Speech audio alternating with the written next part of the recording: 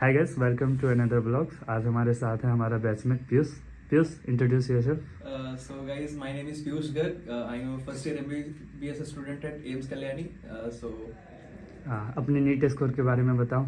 मेरा NEET score था 665 marks out of 720. ये तुम्हारा फर्स्ट अटेम्प्ट था? हाँ, Oh. लाइक इसलिए 12th हुआ है तो मतलब फर्स्ट अटेम्प्ट ही था. ओके, तुमने बोर्ड्स के साथ क्रैक किया। तो ये बताओ कैसे, how in the first attempt? मतलब मैंने तो अपना प्रिपरेशन 11 से ही स्टार्ट कर दिया था. मेरा माइंडसेट था कि शुरू से ही था कि मेरे को नीट क्लियर करना है फर्स्ट. अच्छा, तो कब पता चला था तुम्हें कि हमें नीट ही करना है? 10th के लास्ट में पता चल गया था. मतलब बहुत कंफ्यूजन था कि मेरे को आईआईटी करने का भी मन था, नीट करने का भी मन था. बट मैंने घर वालों का डिसीजन था कि तुम डॉक्टर ही बनो, तो सोच लिया कि चलो 10th के बाद नीट ही करना है. मतलब कोई दूसरा डिसीजन देखा ही नहीं कि फिर करना है, तो बस नीट ही करना था. ओके, तो फिर कैसे स्टार्ट किया? सो 11th में मैंने एलन ज्वाइन कर लिया था. तो 11th तो कोरोना की वजह से सारा ऑनलाइन ही चला, तो मैंने 11th सारा ऑनलाइन क्लास किया था. और उसके बाद 12th में मैं फिर कोटा गया था. तो so online 11th and offline Kota. फिर उसके बाद फिर घर पे आकर एग्जाम के टाइम सेल्फ स्टडी किया था. सो कितने महीने पहले तुम घर आए थे? मैं नीट मई में था, है ना. तो मैं अक्टूबर में ही घर आ गया था. सो मैंने अक्टूबर, नवंबर, दिसंबर एंड जनवरी टू मई घर पे ही पढ़ा. ओके, फिजिक्स में कितने थे तुम्हारे? फिजिक्स में मेरे 165 आउट ऑफ 180. और केमिस्ट्री? केमिस्ट्री में ही मेरे माइनर मिस्टेक्स हो गए बहुत सारे. तो केमिस्ट्री में 145 मार्क्स थे टोटल. And 145 स्कोर याद नहीं है, शायद 145 या 140 थे. सो उसमें ही मेरे बहुत सारे माइनर मिस्टेक्स हो गए. नहीं तो मैं अभी और अच्छी जगह पे कहीं रहता, अफसोस है मुझे. Okay, and bio? Bio 350 out of 360. तो बायो के लिए, बायो से शुरू करते हैं। कैसे तुमने bio? Bio is a very easy. मेरे हिसाब से बायो, मेरे के एलन में बायो के बहुत अच्छे अच्छे टीचर्स मिले थे मेरे को. एलन, क्योंकि मेरा बायोलॉजी स्ट्रॉन्ग करने का वन ऑफ द रीजन मेरे एलन के टीचर्स थे. बिकॉज इतने अच्छे अच्छे टीचर्स मिले ना मुझे, बहुत, जो कि लंबे लंबे चैप्टर्स लाइक जेनेटिक्स, इकोलॉजी, ये सब की कॉन्सेप्ट इतने अच्छे से समझा दिया ना उन्होंने कि फिर मेरे को कभी दिक्कत ही नहीं हुआ. बिकॉज ये सारे चैप्टर्स ही कॉन्सेप्चुअल चैप्टर्स होते हैं, आपको भी पता ही है. तो बस मैं पढ़ता गया. फिर एट द एंड जब एग्जाम स्टार्ट हुए तो मैं सेल्फ स्टडी करने लगा. तो बायोलॉजी की एनसीईआरटी ही मैंने फॉलो किया. मतलब ये नहीं कि मैं मॉड्यूल के पीछे भागा. मेरे को पता है कि नीट का ट्रेंड्स में एनसीईआरटी आ रहा है, तो बस मैं एनसीईआरटी ब्लाइंडली फॉलो किया. मतलब एक बार नहीं, 3 बार नहीं, 4 बार, मैंने 5 बार, बहुत बार एनसीईआरटी पढ़ी. सो मैंने बस एनसीईआरटी ही पढ़ी. सो और एनसीईआरटी के पिक्चर्स ये सब देखे, तो बस हो गया मतलब. और फिर टेस्ट सीरीज देते रहा. और क्वेश्चन प्रैक्टिस किया था तुमने? बहुत ज्यादा क्वेश्चन प्रैक्टिस किया था. किससे क्वेश्चन लगाया था तुमने? अच्छी क्वेश्चन का प्रैक्टिस का टाइम पे आता है तो मैं एलन के मॉड्यूल सॉल्व ही कर, बस एलन का मॉड्यूल ही सॉल्व करता हूँ. बिकॉज एलन का module is enough for questions. And फिर एक एमटीजी की बुक्स आती थी, बायो फिंगर ट्रिप्स की, उसके भी क्वेश्चंस लगाता था. What about physics? So physics के लिए मैंने एलन के मॉड्यूल भी सॉल्व किए थे. फिजिक्स में एलन वाले टीचर्स जितने भी थे ना, मेरे को बहुत अच्छे से नोट्स बनवा दिए थे और सारे कॉन्सेप्ट क्लियर कर दिए थे. और वो बहुत अच्छे अच्छे चुने चुने क्वेश्चंस करवाते थे. सो मेरा हर वैरायटी का क्वेश्चन उनके नोट से ही प्रैक्टिस हो जाता था. बट मैं एक्स्ट्रा नॉलेज के लिए मैं एलन के मॉड्यूल्स कम से कम भी तो मैंने 5-6 बार सॉल्व किया हर चैप्टर्स. फिजिक्स के लिए न्यूमेरिकल, जिससे मेरा बहुत स्ट्रॉन्ग होता है. मेरे फॉर्मूला ऑन टिप्स हो गए थे. बट कुछ चैप्टर्स है ना, लाइक EMW, फिर तुम्हारा EMI के कुछ कॉन्सेप्ट्स हो गए, ये सब चैप्टर्स है ना, वो एनसीईआरटी से ही पढ़े हो तो ज्यादा अच्छा है. तो इन चैप्टर्स के लिए मैंने एनसीईआरटीज पढ़ी. एनसीईआरटी डीपली थ्रूली गया, क्योंकि मेरे को 12th में बोर्ड्स भी देना था. तो मैंने बोर्ड्स के लिए एक बार एनसीईआरटी पढ़ी थी. तो बस फिर नीट के टाइम जब प्रिपरेशन किया तो ये बोर्ड्स के लिए, मतलब बोर्ड्स के जब प्रिपरेशन ओवर हो गया था तो फिर मैं नीट के लिए, तो बस ये जब चैप्टर की अच्छे से एनसीईआरटी पढ़ी, तो बस एनसीईआरटी और न्यूमेरिकल सॉल्व करते गया. मेरी फिजिक्स भी हो गई. फिर टेस्ट सीरीज से पता चला कहाँ पे क्या गलती कर रहा हूँ, उसको फिर इंप्रूव करते गया. फिजिक्स भी सही हो गया मेरा. तो फॉर्मूला कैसे याद रखते थे? फॉर्मूला याद करने का, फॉर्मूला कैसे मैंने याद नहीं किया, बट एक बार फॉर्मूला बस पढ़ लेता था. सो फिर उसके बाद जब क्वेश्चन करता था ना, जब उसके बाद क्वेश्चंस करता था, तो बस फॉर्मूला इतना बार प्रैक्टिस हो गया था ना, मतलब उस क्वेश्चन का इतना बार प्रैक्टिस हो गया था कि फॉर्मूला ऑन टिप्स हो गया था. फॉर्मूला का कभी एक बार मैंने एट द एंड फॉर्मूला का चार्ट्स बना लिया था कि एक बार चलो देख लेता हूँ क्या होने वाला है फॉर्मूला चार्ट. बट वो फॉर्मूला चार्ट से मेरे को ज्यादा अच्छा लगा कि मैंने क्वेश्चन इतनी प्रैक्टिस कर लिया था कि फॉर्मूला मेरे को ऑन टिप्स हो गए थे. सो मतलब फॉर्मूला ऐसे ही याद किया मैंने, मतलब ऐसे ही याद हो गया. और क्वेश्चन प्रैक्टिस जब करते थे उस टाइम टाइमर लगा के करते थे या हाँ. फिर स्टार्टिंग कैसे अप्रोच करते थे? सो स्टार्टिंग डेज में मैं बहुत गलती करता था. स्टार्टिंग डेज में मैं गलती क्या करता था कि बस ब्लाइंडली क्वेश्चंस फॉलो करते जाता था. कोई टाइम लिमिट नहीं रखता था कि हाँ ब्रो ये टाइम है मेरा, इतने देर में मेरे को ये सॉल्व करना है. ये मेरे को क्वेश्चंस तो प्रैक्टिस हो जाते थे, बट टाइम मैनेजमेंट नहीं हो पाता था. सो फिर उसके बाद में धीरे धीरे टाइमर रखने लगा कि हाँ प्रॉपर 1 घंटे में इतना मेरे को क्वेश्चन सॉल्व करना है. आज वो फॉलो नहीं हो पाया, कल फिर से करूंगा, फिर परसों फिर से करूंगा. धीरे धीरे वो मेरे होने लगा, ऑन ट्रैक हो गया था फिर. ओके, और फिर व्हाट अबाउट केमिस्ट्री? केमिस्ट्री के 3 पार्ट्स हैं, फिजिकल, ऑर्गेनिक एंड इनऑर्गेनिक। तो फिजिकल का अप्रोच सिमिलरली मेरे फिजिक्स की तरह ही था, फिजिकल का अप्रोच फिजिक्स की तरह था। तो मैंने फिजिकल के लिए भी वही एलन के मॉड्यूल सॉल्व किए और कुछ कुछ चैप्टर्स के लिए जैसे कि लास्ट के जो टॉपिक्स थे उसके लिए एनसीईआरटी फॉलो किया, बिकॉज मेरे को बोर्ड्स भी देने, तो बोर्ड्स के लिए मेरे को एनसीईआरटी पढ़ना ही था, तो मैंने बोर्ड्स सब एनसीईआरटी पढ़ा। एंड ऑर्गेनिक एंड इनऑर्गेनिक की बात आती है, तो ऑर्गेनिक एंड इनऑर्गेनिक के लिए मेरे को लगता है एनसीईआरटी कर लो ना तो तुम्हारे ऑर्गेनिक इनऑर्गेनिक में फुल नंबर आ जाएंगे। ये बात मेरी लिख के ले लो। इस बार तो पता नहीं सिलेबस रिड्यूस कर दिया उन्होंने, लेकिन लास्ट ईयर तक यही था, ऑर्गेनिक और ऑर्गेनिक की एनसीईआरटी पढ़ लो। लेकिन हाँ, अभी इनऑर्गेनिक की दोनों की एनसीईआरटी पढ़ने का तो तुम्हें ऐसे समझ में नहीं आएगा। उसके लिए तुम्हें एक गाइड चाहिए, कोई एक गाइड तुम चूज करो कि हाँ मेरे को ये चैप्टर्स ये अच्छे से समझा सकते हैं, उनके एक बार फॉलो कर लो और फिर तुम एनसीईआरटी पे लग जाओ। और ऑर्गेनिक के लिए चेन रिएक्शंस प्रैक्टिस करो, इनऑर्गेनिक के लिए तो एनसीईआरटी से पढ़ो और ऑर्गेनिक के लिए चेन रिएक्शंस से प्रैक्टिस करो, फिर एनसीईआरटी। नेम रिएक्शन कैसे याद रखते थे? नेम रिएक्शंस, हाँ मेरे को बहुत डिफिकल्ट होता था नेम रिएक्शन याद करने में, बिकॉज उसके रिएजेंट्स हो गए, वो नेम में कौन सा रिएजेंट आने वाला है वो बहुत कंफ्यूजन होता था। सो वो मैंने एक चार्ट बना लिया था कि हाँ ये मतलब जो भी रिएजेंट है या फिर जो भी है सब उसके लिए एक चार्ट बना लिया था प्रॉपर, और फिर ऐसे ही कर लिया धीरे धीरे ऑल अबाउट प्रैक्टिस। तो सब प्रैक्टिस से ही होता चला गया। चेन रिएक्शन जैसे जैसे बनाते गया वैसे वैसे मेरे को नेम रिएक्शन भी याद होते चले गए। अच्छा, क्वेश्चन बनाते थे तो एक बार में सारे क्वेश्चन लग जाते थे या फिर बिल्कुल उसमें दिक्कत होती थी? बहुत दिक्कत होती थी, क्वेश्चन प्रैक्टिस करने में बहुत ज्यादा दिक्कत होती थी। क्या करते थे फिर? करता तो यही था कि उस क्वेश्चन को उस टाइम के लिए छोड़ देता था, क्योंकि मेरे को टाइम बचाना था, क्योंकि मैं टाइम लेके प्रैक्टिस करता था क्वेश्चंस, तो मेरे को टाइम बचाना था। सो इसलिए क्या किया कि मैंने जितने भी क्वेश्चंस प्रैक्टिस किए ना, तो फॉर एग्जांपल मेरे को 10 क्वेश्चन प्रैक्टिस करने 1 घंटे में, ठीक है, तो उसमें 2 क्वेश्चन में नहीं बन पा रहे, तो 2 क्वेश्चन को उस टाइम के लिए स्किप कर देता था, और उसके बाद 8 क्वेश्चन करता था जो बचे हुए हैं, और उसको उस टाइम में कन्वर्ट करता था।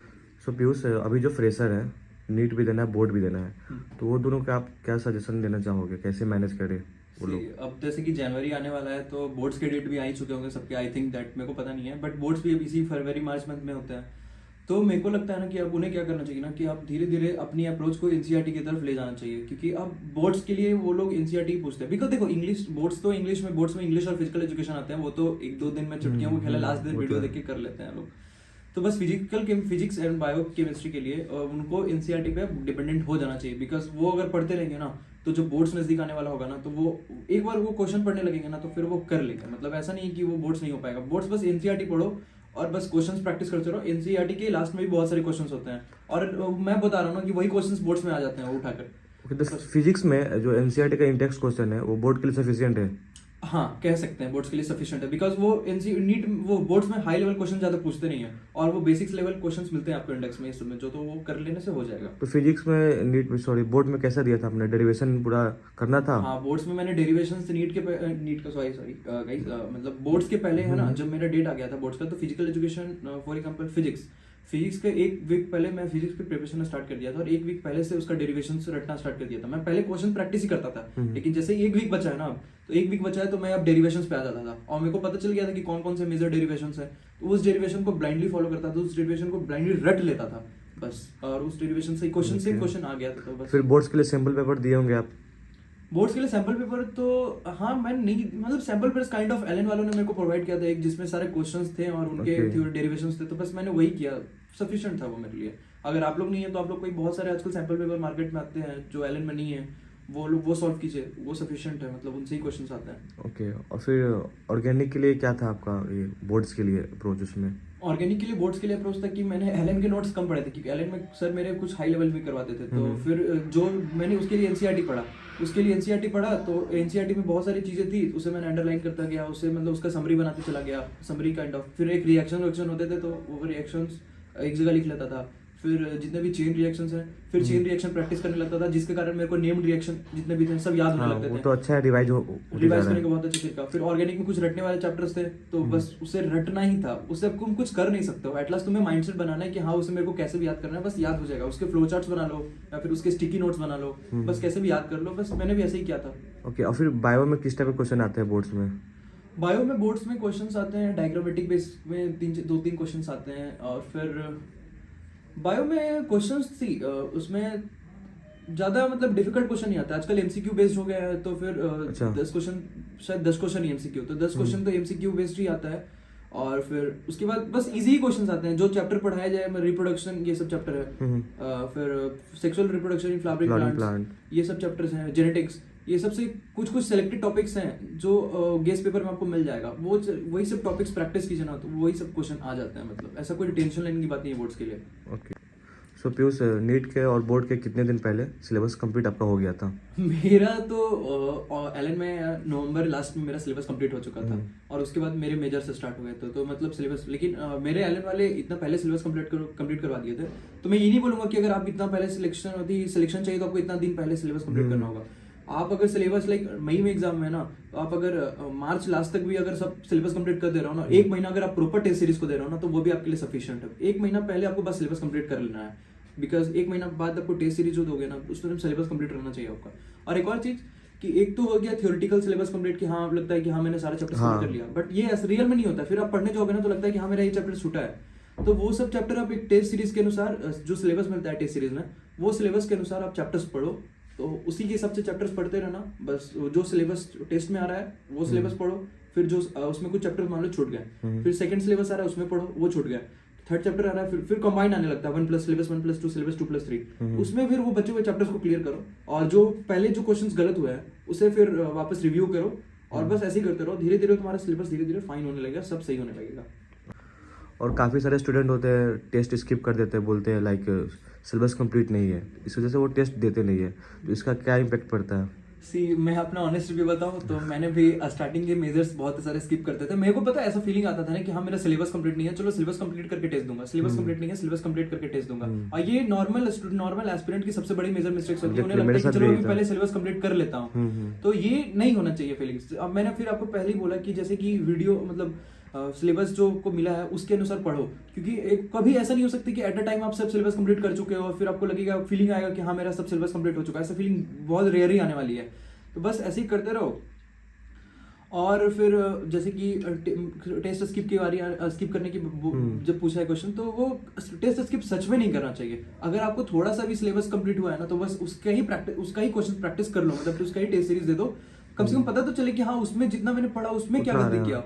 और वैसे मतलब टेस्ट है आपको रिवीजन भी हो सकता है। हाँ, टेस्ट से आपका रिवीजन भी हो जाएगा वो चैप्टर्स का, और वो बचे हुए चैप्टर्स के कारण आप टेस्ट स्किप कर रहे हो, फिर बचे हुए चैप्टर्स पढ़ नहीं रहे हो, तो उससे अच्छा है कि आप टेस्ट दे दो, जिसके कारण आपका पहले का जो चैप्टर्स हो चुका है उसका रिवीजन हो जाए। ओके, फिर आप टेस्ट दे कर आते थे तो उसको एनालिसिस कैसे करते थे? हाँ, टेस्ट सीरीज देख मेरे एलन वाले अपलोड कर देते हैं आंसर की, उसके बाद मैं जब एनालिसिस के बारे आता था तो एक मैं हर सब्जेक्ट के लिए अपना एक नोट्स बना लिया था कि फिजिक्स, केमिस्ट्री और बायोलॉजी, तो जितना भी मैंने क्वेश्चन गलती किया है ना और क्वेश्चन छोड़े हैं या फिर जो क्वेश्चन तुक्का मारे हो तुक्के से सही हो गए, तीनों में अप्रोच करता था। पहले फिर से सुनिए, जो क्वेश्चन मैंने तुक्के से सही किया, जो कि तुक्के से सही हो गया, वो तो एक्चुअली मेरे को आता नहीं था। फिर एक क्वेश्चन जो मैंने गलती किया और एक क्वेश्चन जो मैं छोड़ के आया, तीनों मैं एक कॉपी पे लिखता था और मैं जानता था कि क्या गलती किया मैंने, क्या अप्रोच गलत किया या क्या नहीं किया, क्या याद नहीं आया, वो सब फिर देखता था उस क्वेश्चन में, और फिर वो क्वेश्चन रिपीटेड ही आते थे, तो फिर मेरा वो अप्रोच बहुत अच्छे से काम करता था। और सिमिलरली बायोलॉजी में भी वो पॉइंट ही लिख लेता था कि हाँ एनसीईआरटी की कौन सी पेज में ये कौन सी लाइन है, ऐसे लिख लेता था। फिर वो जब वो लाइन को जब एनसीईआरटी पढ़ता था ना मैं सेकंड टाइम, तो फिर वो लाइन देखता था कि हाँ ये लाइन मैंने गलती किया था शायद उस दिन टेस्ट में,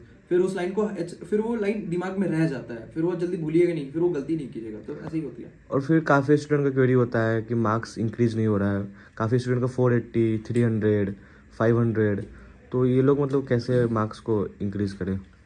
देखो, मार्क्स अगर इंक्रीज करने की बारी आई तो मार्क्स एक बार में इंक्रीज नहीं हो सकता है। मेरा भी मेरे मार्क्स में बहुत ज्यादा फ्लक्चुएशंस होते थे। मेरे स्टार्ट में तो 600 भी आए, स्टार्टिंग में 600 भी आए, और जैसे जैसे सिलेबस बढ़ा है मेरा 500 भी आया, 500 से कम भी आया, 430 तक आया मेरा मार्क्स। वो मेरा एक तरह का डिप्रेसिंग फेज था। बट मार्क्स अगर इंप्रूव करने की बारी आई ना, तो मैं बोलूंगा कि बस आप क्वेश्चंस एनालिसिस करते रहो। मार्क्स देखिए कम आते रहेंगे, क्योंकि मार्क्स कम आने का एक भी रीजन हो सकता है कि वो चैप्टर्स आ गए हो जो आपने पढ़ा ना हो। हाँ, और सेकंड टाइम वो चैप्टर्स आ रहे हो जो आप पढ़ा हो, तो उस टाइम आपका मार्क्स अच्छा आ सकता है। और अगर मार्क्स कम भी आया ना किसी चैप्टर में, तो किसी टेस्ट में, तो वो चैप्टर की प्रैक्टिस कीजिए। और जो चीज आपका गलत हो रहा है उस टेस्ट में, वो चैप्टर्स को आप देखिए, क्योंकि वो चैप्टर से आपके मार्क्स कटवा रहे हैं, और वो चैप्टर्स अगर आप सही करने लगे ना, तो फिर आपको धीरे धीरे मार्क्स ऑटोमेटिकली बढ़ने लगेगा। क्योंकि नॉर्मली एस्पिरेंट्स क्या करते हैं, जो चैप्टर्स उनका बढ़िया है ना, उनका फेवरेट होता है, वो उसी को ही पढ़ने में रह जाते हैं, और वो छोटी छोटी चीजें स्किप कर देते हैं। मेरा मानना है कि आप जो गलत हो रहा है उसे पढ़ते रहिए, धीरे धीरे मार्क्स इंप्रूव होगा।